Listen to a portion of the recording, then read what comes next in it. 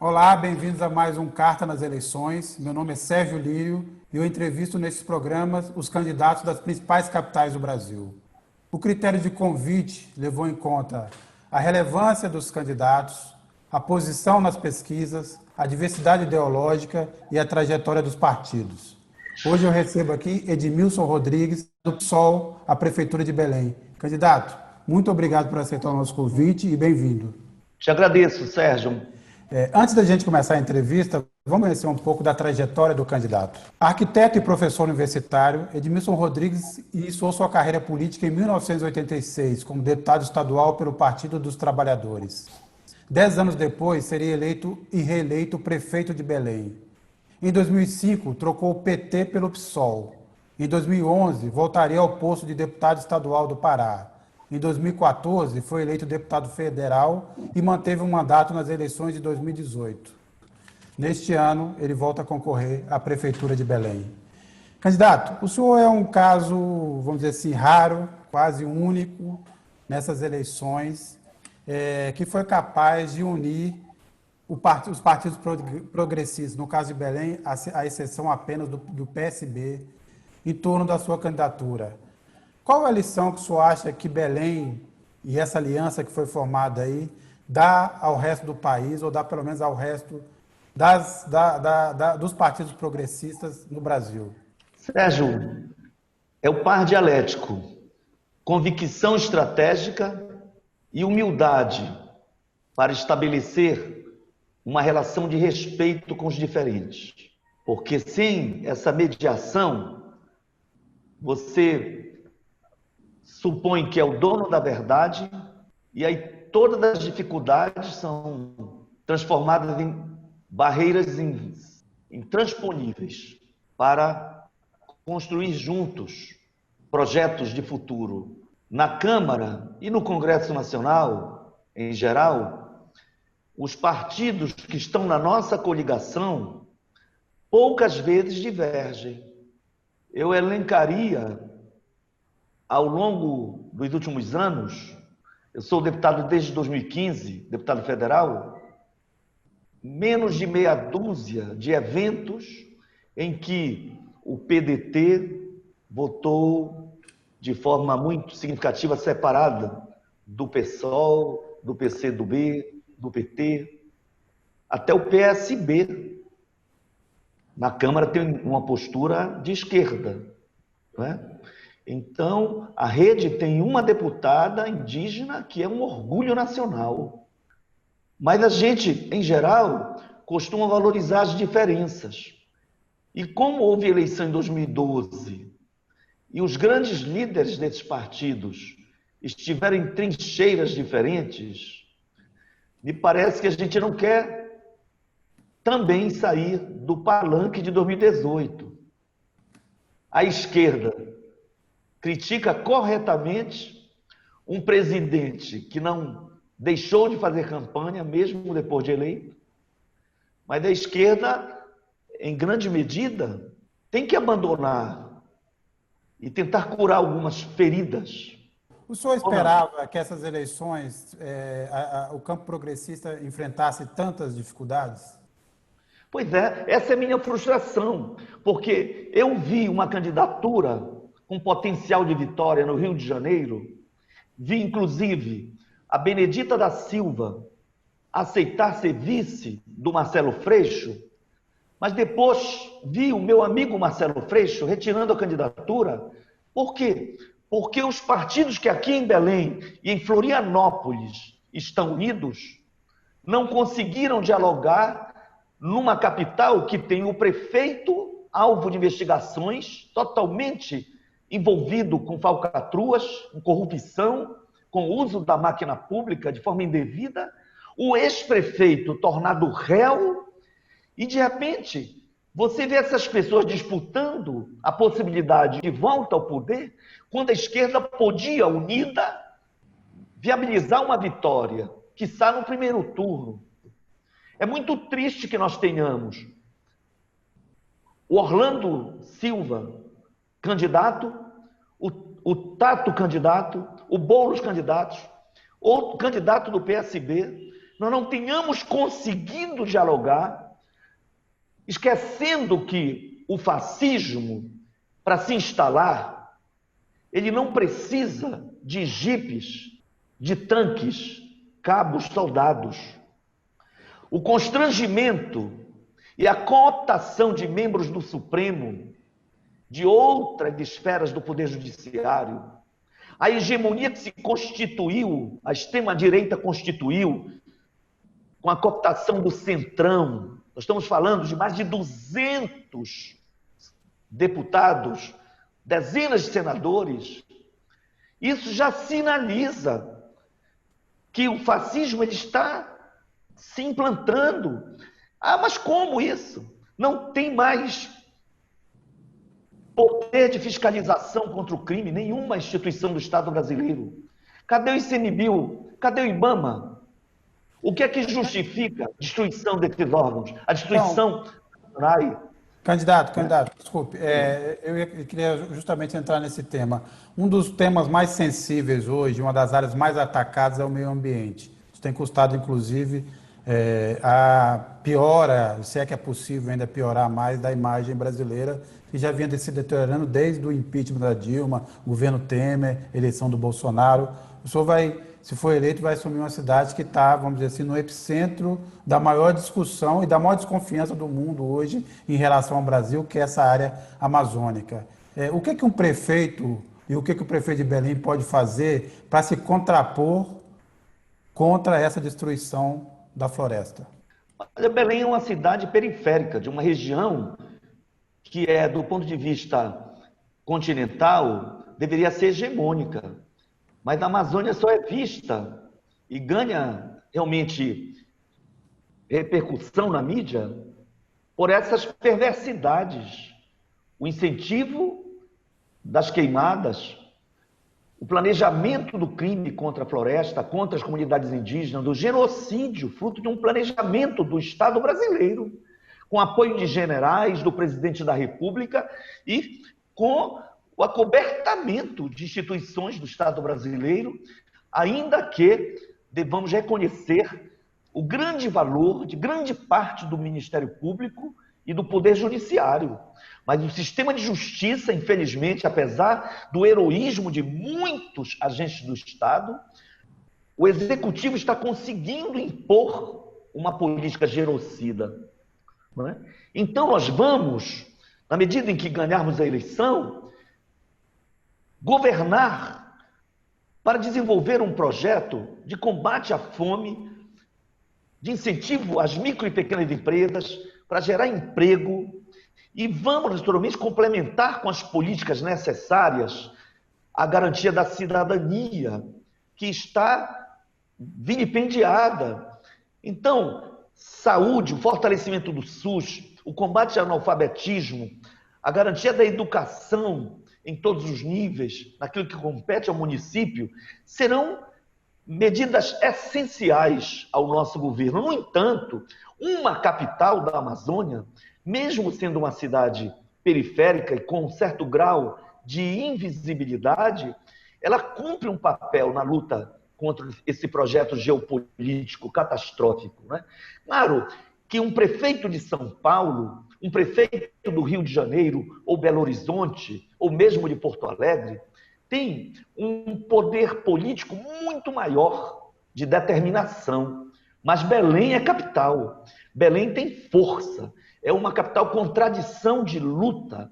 Aqui nós somos o povo cabano, o povo tupinambá, na origem. Nós somos hoje uma grande aldeia multiétnica, mas temos uma tradição de luta e de revoluções e de conquistas importantes. Então, nós temos que administrar para garantir direitos sociais, mas não abriremos mão de fazer o combate a essa política genocida. Veja só, Sérgio, nós tivemos até julho, de agosto a julho do ano passado para 2020, 6.563 quilômetros quadrados de desmatamento. Ora, isso representa 13 cidades iguais a Porto Alegre, ou 6,5 Belém. No entanto, Se eu considero uma cidade como Recife, que tem uma população maior do que a de Belém e Porto Alegre, as duas, Belém e Porto Alegre, tem próximo de 1,5 milhão de habitantes. Recife tem quase 1.800.000 habitantes. Eu falo da capital e não da região metropolitana. Nós teríamos 64 recifes dizimadas por uma ação criminosa incentivada pelo governo. Então, veja só, e o IBAMA não resiste porque os seus 700 fiscais estão constrangidos, estão violentados na sua capacidade de ação. Não tem como se deslocar. Se emite uma multa contra um criminoso, grileiro, incendiário, desmatador, é o funcionário que é punido. Então, o órgão, para ser mantido até o ano passado, dependia de 70 milhões ao ano. O vice-presidente da República comanda 34 mil soldados, helicópteros, aviões, todo um aparato bélico e gasta 60 milhões ao mês, enquanto o órgão de defesa do meio ambiente precisa de 70 milhões ao ano.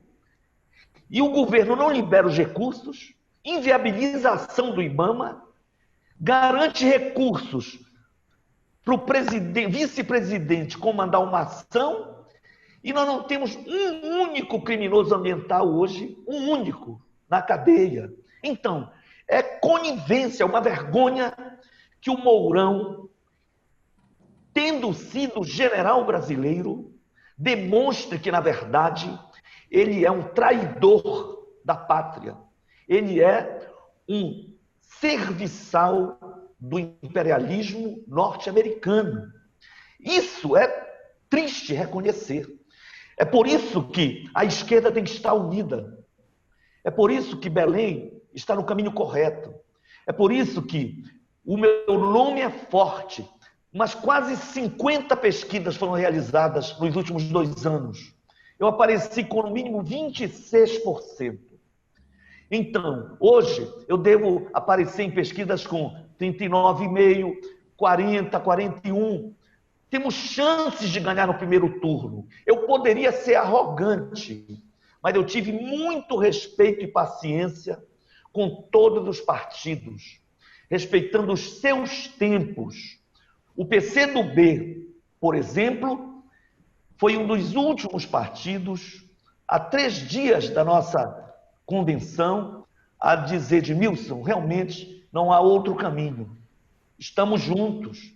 Mas eu tive que respeitar que eles pudessem refletir, reunir as suas instâncias, porque é um partido que tem que sobreviver, tem 98 anos, corre risco de, na próxima eleição, não conseguir vencer as barreiras que a lei exige, né, do mínimo de votos. Então, você tem que respeitar a dinâmica de cada partido. Então, esse respeito, na verdade, gerou uma decisão positiva, decisão unânime depois de um processo de debate em partidos como o PDT, o próprio PCdoB teve decisão unânime na sua direção, né? O PT fez encontros plenárias virtuais e no primeiro momento teve 2 nomes no campo progressista e depois consolidaram como uma decisão partidária, e hoje todo mundo está envolvido na nossa campanha. Agora, né? candidato, quer dizer, obviamente o senhor tem grande chance de voltar, de voltar a governar a cidade. Nas cidades em que o Partido dos Progressistas vem as eleições, o que o senhor acha que tem que ser feito de diferente do que foi feito até recentemente, para que não aconteça de novo? Obviamente, alguns aspectos são incontroláveis, mas para evitar uma derrota tão amarga como foi a derrota de 2018. Eu creio que tem... Sabe que eu fiz uma obra aqui e chamei a Clara, a eterna apaixonada do Marighella. E depois participei de um seminário, Instituições Políticas no Socialismo. Eu ainda era prefeito no final do meu mandato. E lá eu fiz uma palestra com o título Modos petistas de governar, porque eu via muitas diferenças. E eu nunca esqueço da Clara, porque ela disse, olha, eu fui na inauguração de um viaduto, não era uma obra grande, o Edmilson me convidou. E ele denominou Carlos Marighella e por isso me convidou. E houve uma reação, ela disse, da imprensa burguesa, da direita, em Belém, porque estava homenageando um comunista. E eles chegaram a dizer, tendo comunista paraense, como é que vai homenagear um comunista de fora? Né?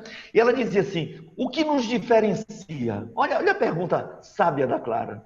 Porque alguém do DEM, ou do MDB, ou se o Aliança um dia conseguir se viabilizar, pode construir uma escola que seja resultado de um projeto de um mesmo arquiteto que elabore um projeto para um prefeito do PT ou do PSOL. Qual é a diferença então, Sérgio? É o conteúdo pedagógico.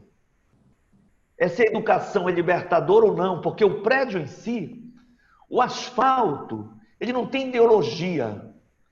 O que diferencia então a rua asfaltada por um governo de esquerda e a rua asfaltada pelo governo de direita? É que o governo de direita faz licitação viciada, negocia propina com as empreiteiras e determina que rua vai ser pavimentada. Aí, a resposta que eu tenho que te dar, depois de todo esse introito, é o seguinte: ou nós chamamos os cidadãos para decidir o que tem que ser feito, como produzir o seu futuro, realmente decidir quais as obras, como se gasta o dinheiro público, quais são as prioridades, ou nós fazemos uma democracia participativa para incorporar na psicosfera um novo valor democrático, que é aquele de que o prefeito ou a autoridade não dá asfalto, nem dá escola, é direito.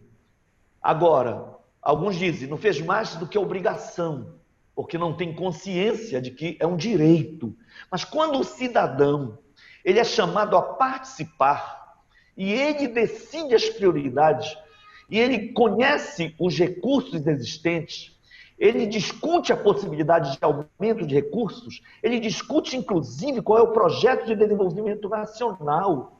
Ele discute, por exemplo, se é possível mesmo aumentar investimentos nas áreas primárias, porque o governo federal vai dizer que não, que tem um teto de gastos, mas nós podemos provar que o teto de gastos hoje é exatamente com a saúde, com a educação, com a ciência, com a tecnologia, com as políticas sociais. Porque para remunerar o capital financeiro, não há teto.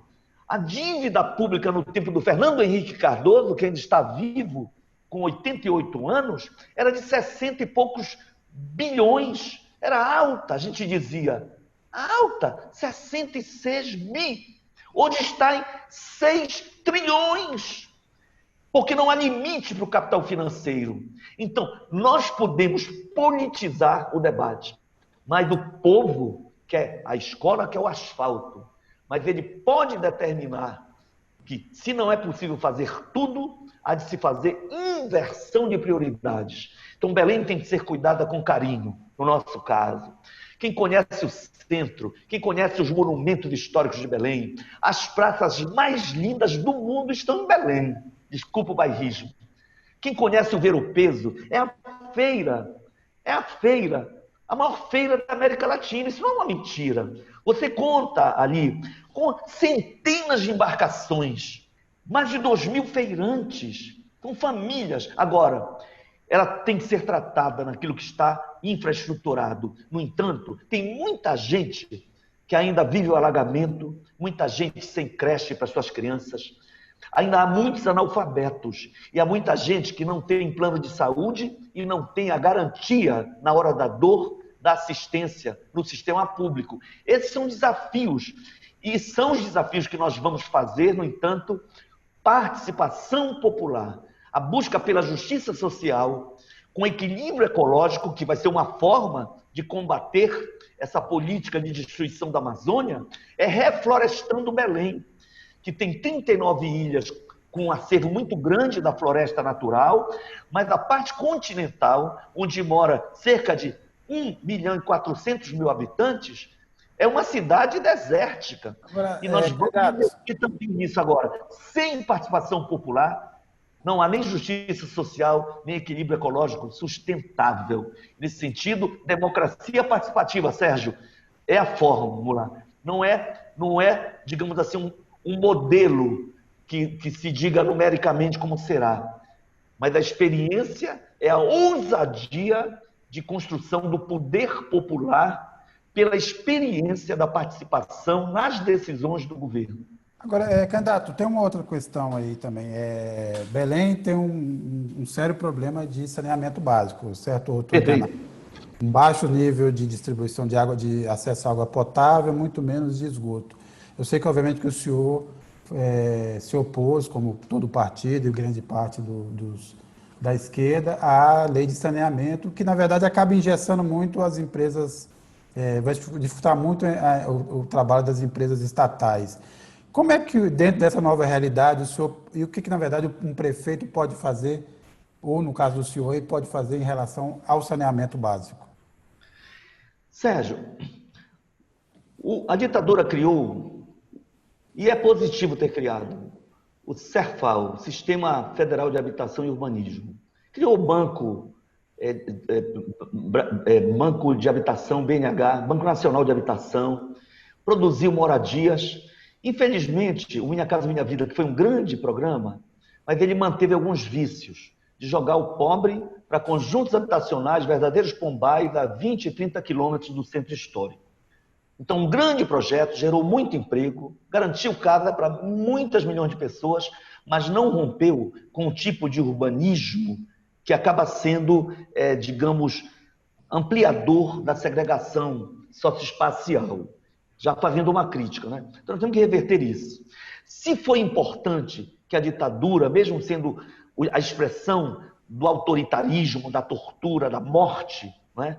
E nunca podemos defender a ditadura, mas houve, digamos, a presença da ação de técnicos na produção de um plano, de um projeto de desenvolvimento urbano. Tá? Só que teve uma coisa muito negativa nisso, que foi dar aos estados o poder de ação sobre os sistemas de água e esgoto. Então você vai ter saneamento no estado da Bahia, você vai ter a GESP no Rio de Janeiro, você tem aqui em Belém, no Pará, a COSAMPA. Algumas poucas cidades usaram a liberdade de não entregar para o Estado. É o caso de Porto Alegre, que mantém uma companhia municipal, e a estadual atua no resto do Estado.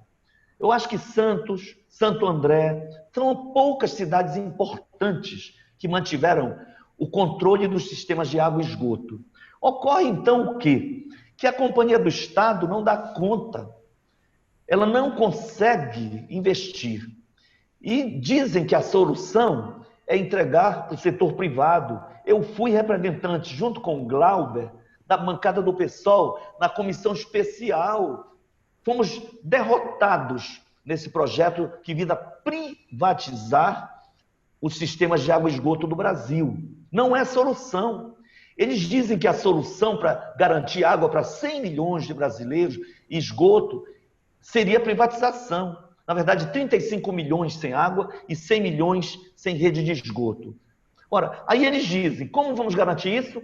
O BNDES, ou seja, o Banco do Estado brasileiro, vai usar o dinheiro do povo brasileiro, vai repassar para as empresas privadas estrangeiras implantarem sistemas de água e esgoto no Brasil. Isso é crime. É dinheiro público para enriquecer empresas poderosas e as tarifas vão aumentar, então nós vamos ter ainda mais o aprofundamento da crise do saneamento. O que eu fiz quando fui prefeito, para ser coerente? Eu criei uma companhia municipal.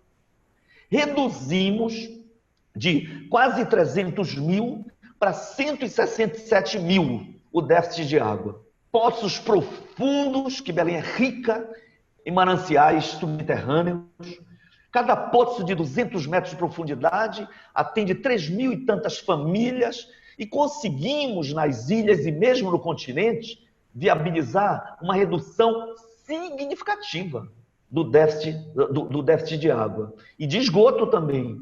Aí o que ocorreu após a minha saída em 2004? Os prefeitos, durante esses 16 anos, entregaram a empresa municipal para a estadual. Então ela existiu por 7 anos e pouco, dos meus 8 anos de governo. E depois foi entregue de novo à Companhia Estadual de Saneamento, a COSAMPA. Então, já tive conversa com o governador. Então, em resposta à tua pergunta, a titularidade de água e esgoto é municipal, pela Constituição. Mas a competência para realizar as obras e garantir os sistemas de água e esgoto e a torneira da Casa do Cidadão com água potável, esgoto e tratamento de esgoto continua estando sob controle do Estado. Eu levei o governador, vou me empenhar como deputado hoje, e se Deus quiser, em janeiro, ex-deputado, prefeito de Belém, para negociar recursos.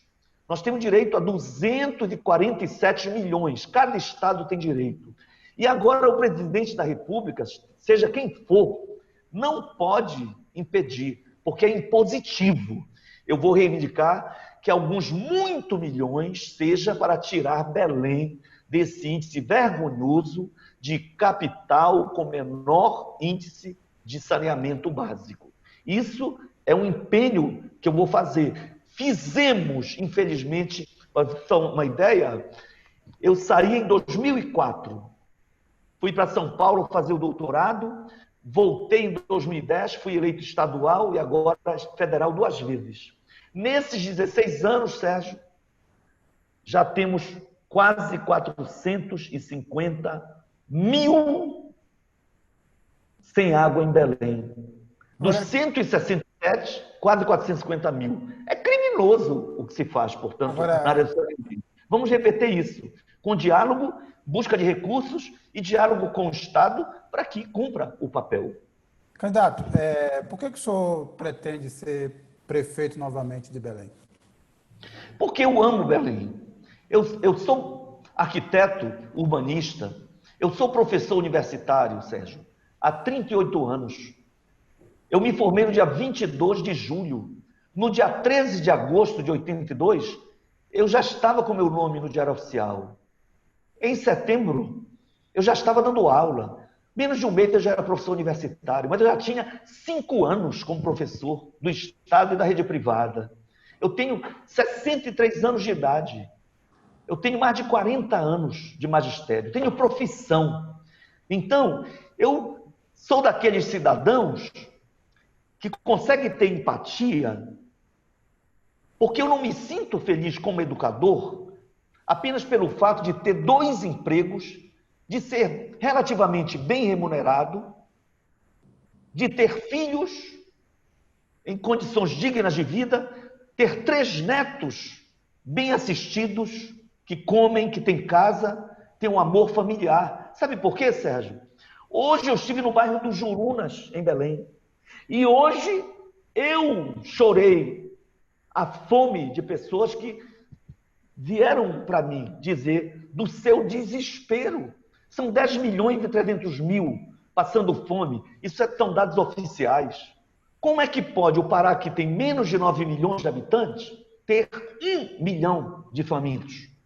10% dos famintos brasileiros. Então, como? Se ano passado nós já superamos Minas, somos recordistas na exportação de minério, produção e exportação de minérios.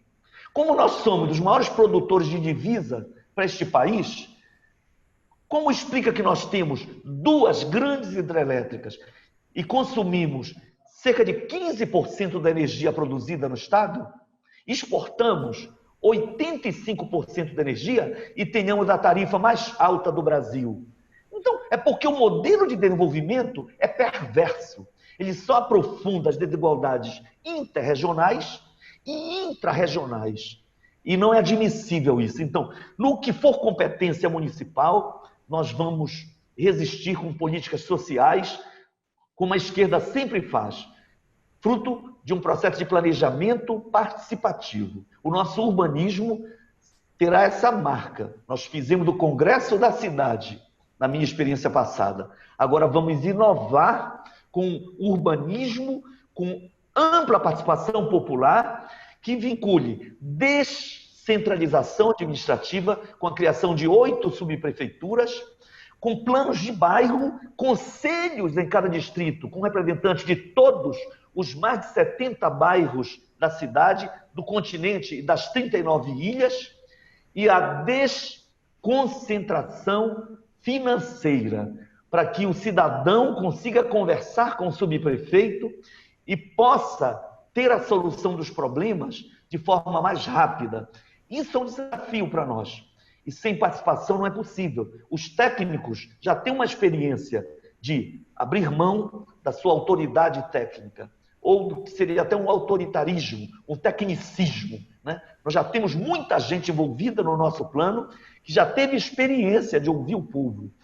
A solução técnica exige formação de excelência, mas nós não temos o direito de gastar o erário, o dinheiro do povo, fazendo projetos que às vezes são icônicos, ajudam a reeleger, mas não ajudam a diminuir as desigualdades intra-urbanas, como diria Flávio Vilaça, um grande mestre da USP, que foi meu orientador aqui no mestrado, né, junto com Carlos Lima, e que prefaciou o meu livro de mestrado. Então, esse urbanismo participativo, isso é uma potência, porque a participação popular, ela potencializa o combate à corrupção, ela potencializa o uso dos recursos financeiros, porque o controle social sobre a administração pública, ela evita desvios de material, de recursos, e ela garante que as prioridades sejam realizadas. É esse projeto que me motiva, é o projeto ideológico que honra a história